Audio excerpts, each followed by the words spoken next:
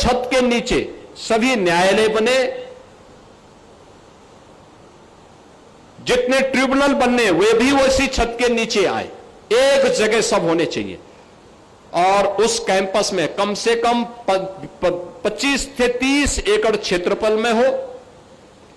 वहीं पे न्यायिक अधिकारियों के आवासीय सुविधा भी हो, स्पोर्ट्स की सुविधा भी हो, कैंटीन भी हो, अधिवक्ताओं के चैम्बर भी बने और वहां पर पार्किंग की भी पर्याप्त व्यवस्था हो।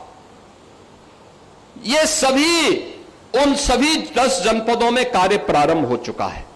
और मुझे प्रसन्नता है जब हमने प्रेजेंटेशन देश के मुख्य न्यायाधीश के सामने प्रस्तुत किया और वे स्वयं चंदौली में इस कार्य का शुभारंभ करने के लिए आए, अभिभूत थे। उन्होंने कहा यह मॉडल बहुत अच्छा है और मैं पूरे देश के अंदर कहूंगा कि उस समय माननीय मुख्य न्यायाधीश महोदय ने कहा था मैं पूरे देश के अंदर कहूंगा कि इस प्रकार का मॉडल लागू किया जाना चाहिए, जहां पे इंटीग्रेटेड कोर्ट कॉम्प्लेक्स बनाया जा सके, एक छत के नीचे सभी कोर्ट भी आ सके और अधिवक्ताओं के बेहतरीन चैम्बर भी बन सके, उनके लिए कैंटीन बन सके, उनके लिए अन्य जन सुविधाओं का विकास हो सके।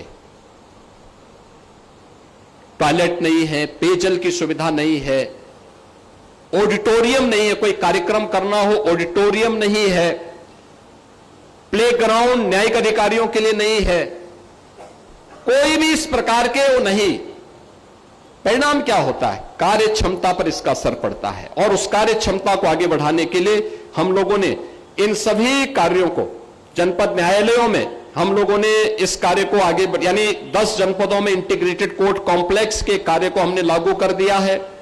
जनपदीय न्यायालयों में आधुनिक सुविधाएं जैसे air condition, digital deposition writer की व्यवस्था, यह भी कार्य आगे बढ़ा दिया गया है। और साथ साथ जो मैंने पहले भी बताया कि हम लोगों ने हर रेंज में यानी मंडल स्तर पर फॉरेंसिक लैब की स्थापना भी की है। हर जिले में 2-2 मोबाइल फॉरेंसिक वैन की भी व्यवस्था की है और यूपी स्टेट फॉरेंसिक इंस्टीट्यूट की स्थापना का काम भी हम लोगों ने प्रदेश के अंदर मजबूती के साथ आगे बढ़ाया है। मुझे यह देख करके अच्छा लगा कि एडीआर अल्टरनेटिव डिस्प्यूट रिजोल्यूशन यानी जिसमें लोक अदालत, मीडिएशन, आर्बिट्रेशन के माध्यम से भी त्वरित न्याय सुनिश्चित किया जा रहा है, यह भी हम लोग आज देख रहे हैं।